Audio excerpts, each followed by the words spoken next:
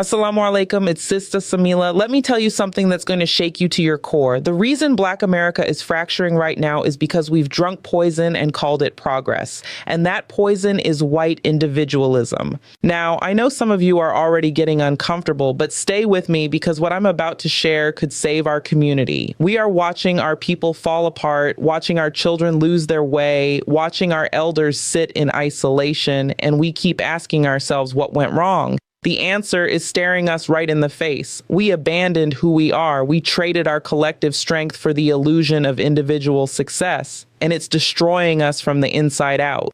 Let me take you back to who we really are as a people. Black America didn't survive the Middle Passage alone. We didn't endure slavery as individuals. We didn't march through the civil rights movement by ourselves.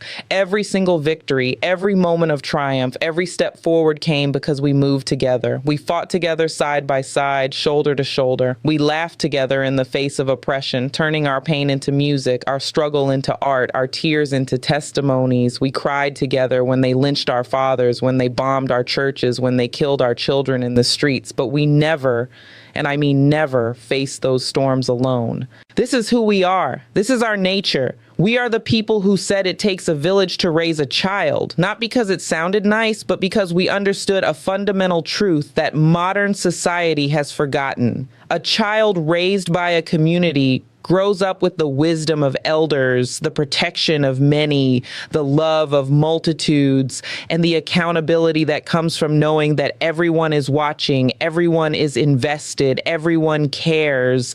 That child doesn't just belong to two parents. That child belongs to all of us, and we are all responsible for making sure that child reaches their highest potential. Our grandmothers understood this. They didn't need sociology degrees to know that community was survival. When one family's house burned down, the whole block came together to rebuild it. When someone lost their job, neighbors brought food until they got back on their feet. When a child was acting up, any adult could correct them, and that child knew they better listen because word would get back home. This was the fabric of Black communities, woven tight with threads of mutual responsibility, collective care, and shared destiny. But somewhere along the way, we got confused. We started looking at how white America operates, and we thought that was the model for success. We saw the individual accumulation of wealth, the every man for himself mentality, the nuclear family isolated in suburban homes with white picket fences, neighbors who don't know each other's names, and we thought that's what we needed to aspire to. We looked at their individualism and mistook it for freedom. We looked at their isolation and mistook it for independence. We looked at their disconnection and mistook it for success. They sold us a dream that turned out to be a nightmare. They told us that making it meant leaving the hood behind, cutting ties with people who weren't on your level, focusing on your own family and forgetting everybody else. They convinced some of us that success meant a big house in a suburb where you don't know your neighbors, where your children have play dates instead of just playing outside with whoever was around, where your grandmother lives 3 states away in a facility instead of in the room down the hall. They made us believe that this was progress. Let me be crystal clear about something. Look at how that individualism is working out for them. Look at the epidemic of loneliness sweeping through white communities. Look at the mental health crisis, the addiction rates, the suicide rates, the complete breakdown of social cohesion. Look at how their elderly are warehoused in nursing homes, forgotten and abandoned. Look at how their children are raised by strangers because both parents are working themselves to death trying to maintain an illusion of individual success. Look at how they've turned everything, even human relationships, into transactions. That's what white individualism produces: isolation, loneliness, disconnection, despair. Their young people are crying out for connection, for meaning, for belonging. They're forming online communities, desperately trying to recreate what they've lost. They're paying therapists hundreds of dollars an hour for the kind of wisdom our grandmothers gave freely on the front porch. They're going to wellness retreats, searching for the sense of peace that comes naturally when you're surrounded by people who genuinely care about you. They've built a society where everyone is connected to screens, but disconnected from souls, where everyone has hundreds of social media friends, but no one to call at 3 a.m. when life falls apart. So why in the world would we adopt that into our community? Why would we take the one thing that has never worked for them and try to make it work for us? It's like we've decided to put water in a gasoline engine and then wonder why the car won't run. Water and gasoline don't mix. They're fundamentally incompatible. And white individualism and black survival are fundamentally incompatible. We are not designed to operate as isolated individuals. Our strength has always been in our collective power. When we moved as one, we were unstoppable. When we pooled our resources, we built Black Wall Street. When we organized together, we integrated schools and secured voting rights. When we stood shoulder to shoulder, they couldn't break us. But when we scatter, when we focus only on individual advancement, when we adopt this mentality of looking out for number one, we become vulnerable. We become weak.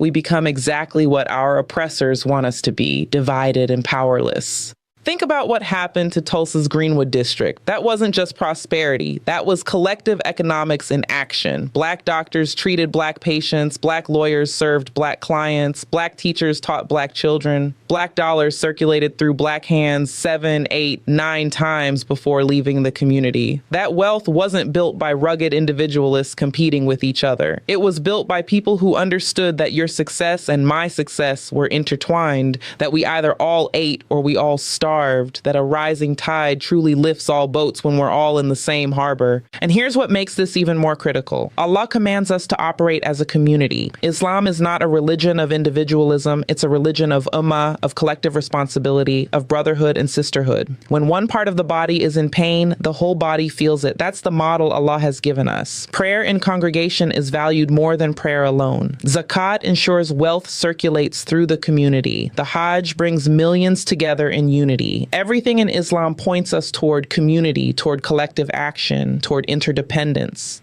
The Prophet Muhammad, peace be upon him, taught us that the believers in their mutual kindness, compassion, and sympathy are just like one body. When one of the limbs suffers, the whole body responds to it with wakefulness and fever. This is not a metaphor. This is a blueprint for how we should operate. When your brother in Detroit is struggling, you in Atlanta should feel it. When your sister in Chicago is hurting, you in Houston should respond. When children in any Black community are failing, we should all be mobilizing to fix it. Black America, we must embrace Allah and who we truly are. These two things are not in conflict. They are in perfect harmony. Our natural inclination toward community, toward collective action, toward taking care of one another is exactly what Allah commands. When we embrace Islam authentically, we're not abandoning our Blackness. We're returning to the purest expression of what it means to be a people who survive and thrive together.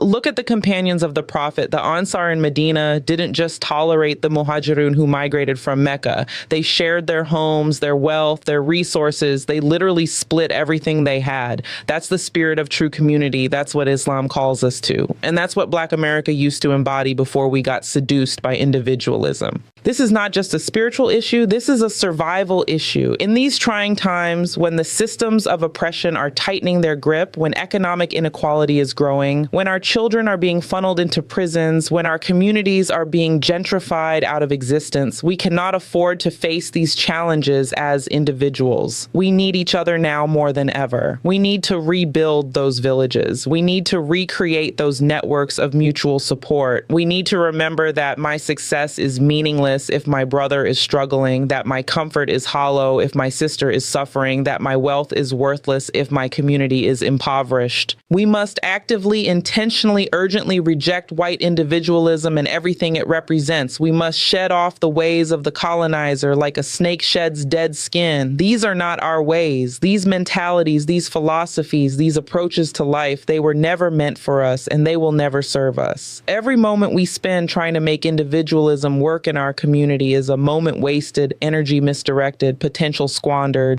The path forward is clear. We must return to our roots. We must remember who we are. We must embrace the teachings of Allah that call us to community. We must rebuild the structures of mutual support that sustained our ancestors. We must create economies where we support Black businesses, not just when it's convenient, but as a way of life. We must raise our children collectively again, where every adult takes responsibility for every child they encounter. We must care for our elders with honor and dignity, not farm them out to strangers. We must make decisions not not based on what benefits me individually, but on what benefits us collectively. Start in your own neighborhood, know your neighbors' names, check on the elderly sister down the street, mentor the young brother who's struggling, shop at the Black-owned store even if it's slightly more expensive or less convenient, attend community meetings, volunteer at the local mosque or community center, pool resources with other families, create buying clubs, start cooperative businesses, teach your children that their cousin's success is their success, that their neighbor's pain is their pain.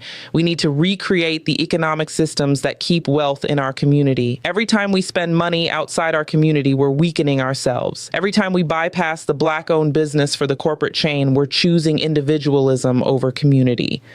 Every time we hoard our resources instead of circulating them, we're acting like them instead of like us. This is how we survive. This is how we thrive. Not by climbing over each other to reach the top, but by lifting each other so we all rise together. Not by hoarding resources, but by circulating them through our community. Not by isolating ourselves in pursuit of individual success, but by weaving ourselves tightly into a fabric of mutual support that cannot be torn apart. Black America, the choice is before us. We can continue down this path of individualism, watching our community fragment further, watching our children lose their way, watching our power dissipate, or we can make a different choice. We can return to who we truly are. We can embrace Allah's guidance. We can reject the colonizer's mentality. We can build something strong, something lasting, something that honors our ancestors and secures our children's future. The time for this choice is now, not tomorrow, not next week, not when it's more convenient, right now. Because every day we delay is another day our community grows weaker, another day our children absorb toxic individualism, another day we drift further from our true nature and Allah's commands. We are a people of community. We are a people of collective strength. We are a people who do things together. That's who we've always been, and that's who we must be again.